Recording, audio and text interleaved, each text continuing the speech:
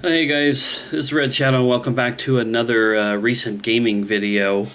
And seeing as how I'm making such epic progress at completing games these days, the only things I seem to get done are these episodic titles like Life is Strange. But anyway, this is my video for Life is Strange Episode 4, Dark Room, which I completed.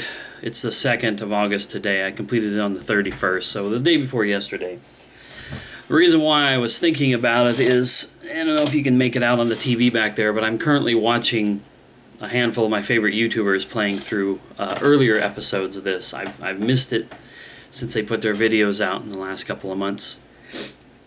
But after I played episode 4 the other night, I was like, you know what? It's about time I go ahead and knock out all this stuff. I was in the mood for it. This is a really awesome game. I don't know if I've really explained that or conveyed that in the previous videos, but hopefully I have. It's a really awesome game. It's up there with the likes of The Walking Dead and Wolf Among Us and some of those other episodic titles that we've seen in the past. But anyway, first thing I want to talk about is, obviously my thoughts on this. And even though it's just been a couple of days, I've already lost a few points and whatnot, but there were two main things in this episode I wanted to cover. And I guess I should, warn now, spoilers are ahead I suppose if you play your game a little differently, maybe you don't see the same stuff, but I imagine these couple of things are consistent for everybody's playthroughs. So, spoilers, don't watch anymore if you don't want to be spoiled. And with that being said, now I want to go ahead and talk about especially the way that episode 3 ended. In my video before, I'm pretty sure I commented about how I thought the ending of it was a little strange. It was the oddest ending of the episode so far, where you had went back in time. Max discovered that she had this ability to, through certain kinds of pictures, she could literally go back to the time frame of that picture and she could change things. So she thought, armed with this power of time travel and time manipulation, this was her opportunity to go back and make something right in her friend Chloe's life. And she went back to the day that Chloe's dad died in a car accident to change his ability to go, he died because he went to go pick up his wife who went to the store, and he drives in his car and he gets hit by somebody and he dies. So she thought she could go back in time and prevent him from taking that trip. Hid his car keys. He couldn't go. And when she left that time frame and came back to present day time, things had changed. Turned out that he didn't pass away in that car trip, but Chloe took a car trip. I don't know if it's the same day or at a later time. I don't know if that was even covered. But she took a car trip and got hit by somebody, and instead of dying, she was paralyzed. She was in a wheelchair. She was pretty much quadriplegic because she had no use of anything other than basically moving her head a little bit and being able to talk. And it was a pretty poor existence for her. She had her dad, which of course this Chloe had no idea that her dad was ever gone. And Max had no idea that what she did was going to cause that kind of a change. But to me it was just weird because it was like that was such a drastic altering to the timeline of this series. They're pushing towards this tornado that's going to hit the town and destroy Arcadia Bay. So you knew that this wasn't going to last. And that's why I thought it just kind of ended. It was kind of a weak ending. It was a shock ending. It was like, oh my gosh, Chloe's in a wheelchair. Max has changed something and it's had this drastic effect. So at the beginning of episode 4, you basically just kind of reverse that. You kind of fix it. It does have a very poignant and sad ending to that. But, of course, Max is able to use another photo and go back and make sure that things happened the way that they had been meant to happen. And I want to stop here for a moment, and I want to say one of the people I watched on YouTube today, a YouTuber by the name of Kathleenums, someone who I was turned on to because of her Last of Us playthrough, and I watch a lot of her stuff that she puts out, especially like this series. When she was recording when she was recording her episode 2 playthrough, she had to stream it through her, I assume it's her PlayStation 4, and her comments of the people who were watching her are displayed on the screen. It was a little off-putting, but I'm so glad that I saw it, because somebody commented on that video at one point, and they said, and I know that this has been shown in other kinds of movies and series and whatnot, but sometimes when you go and you change something, when you change fate or destiny or whatever it may be, it has to pursue that ending no matter what. Like, think Final Destination. Death says that these people are going to die, and they manage to cheat their way out of it. So death continues to pursue them because it's going to happen. And the example that was really brought up in this was Alyssa. At the time of episode 2, Alyssa had been sitting out in front of the dorm, and she gets hit in the head with a football, but you can warn her, rewind time, and have her move so she doesn't get hit. In episode 2, she has a potential to get hit by a thrown roll of toilet paper, of all things. You can also change her, tell her, warn her, get her out of the way, and she makes a comment about you being her guardian angel or something. But somebody commented on Kathleenum's that video when she was streaming it, and they said that that's kind of the same concept. And she had saved this Alyssa girl from the humiliation of a couple projectiles hitting her, but she had also saved Chloe a couple of times from dying. The very first episode, when she first discovers her rewind power, she is able to save Chloe from getting shot. Then there's a part in episode 2 where she can get shot, and you rewind it and save her again. This doesn't even count all the times, like the train in episode 2, and I know there's some other situations where she literally saves her life. And I'm beginning to wonder now if this is going to culminate in some way with Chloe has to die. Chloe has to die. You can keep saving her, but in the end, she's going to end up dying, which is kind of a bummer to see that now and realize that's probably what's going to happen. Now, in my story, I saved Kate from jumping off of the building in episode 2, and in all the way up through episode 4, she's in a hospital and she's fine, but I'm wondering if even something bad is going to happen to her. That's something I have to wait for. Like I said, I finished episode 4 and she was still alive. But at the end of episode 2, they show somebody has got some sort of a file cabinet full of all these little binders, and they're listed with ladies' names on them.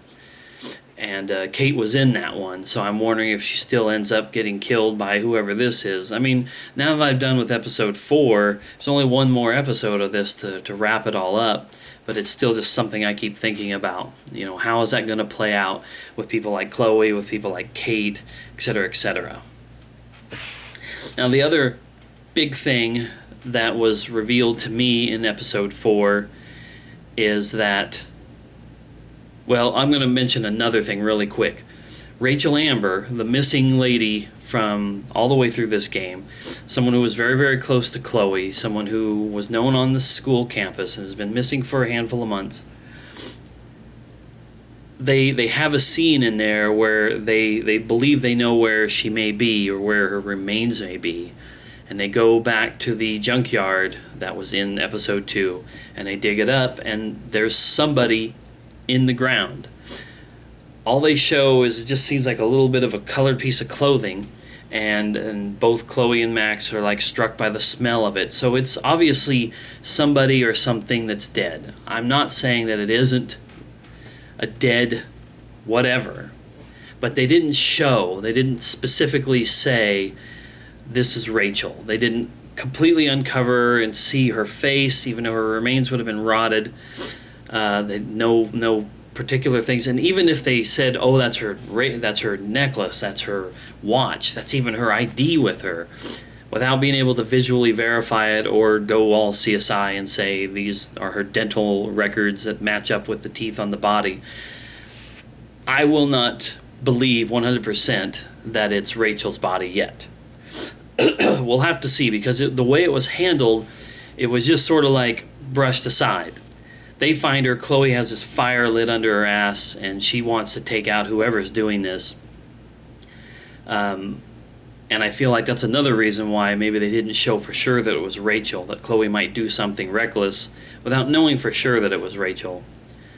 But I know how games and stories like this work. They never give you everything all at once. They will show you a million things that will make you think, oh, David is a bad guy, Nathan Prescott was this horrible kid, yada yada yada, Frank is a badass. All these different characters, they can throw it all on you and make you think that it's them. So nowadays, when I'm watching something like this or playing something like this, I'm thinking that's too obvious, it's not going to be him. But at the same time, there are those who I don't think make any sense, or just personally would disappoint me if that's who it ended up being. At the end of all this, Chloe and Max end up in this weird bunker down underneath this barn, and it's really creepy. It's got camera equipment set up, it's got medications and chemicals and stuff. It's obvious that some of the people who've been affected by whatever is going on in this game have been here, and they've been held here, and they've had their pictures taken and perhaps even killed there. But what sucked was in episode 2, Kate Marsh talks about being in a bright room, hearing Nathan Prescott's voice, then feeling a sting in her neck. Well, near the end of this episode, when Max, and this is the bad thing about Max and her power, is if she's hurt, knocked out, or killed, she's not going to be able to rewind stuff and manipulate time. Well, this thing happens near the end of it where she gets injected by somebody in the neck, and someone shoots Chloe. I believe that's how it ended. Like I said, my freaking memory. 2 days ago I played this, and I don't remember for sure. But I do believe that Chloe was shot right after Max had gotten punctured by something, and all she sees, or all that's at least revealed, is Mr. Jefferson, Max's favored photography teacher, who was somebody who was there throughout the entire series. And it's not that it doesn't make sense, it's that it's lame, in my opinion.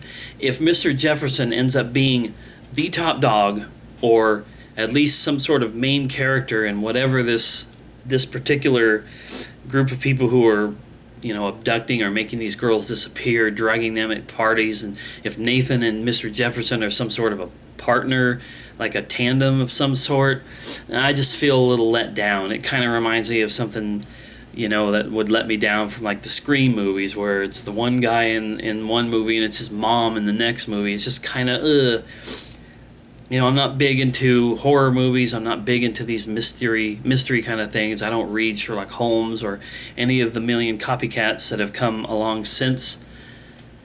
But I just don't really like the idea of that. And I watch a show like Castle, and have read books that are tied in with that. And every once in a while, an episode or a story in one of those books falls flat. And I just think that if Mr. Jefferson is really tied in all this, that's going to fall flat for me. I know they've set up David Madsen, the security guy, to look bad. And I do think that he's a guy who has good intentions, who's just doing stuff in all the wrong ways. And another thing I gathered from some of the YouTubers I watched was like, he just because he was in a war, just because he may have some PTSD, just because he has served his country or whatever, doesn't give him the right to be as overblown about things as he is. His surveillance ways and whatnot are just a little too much.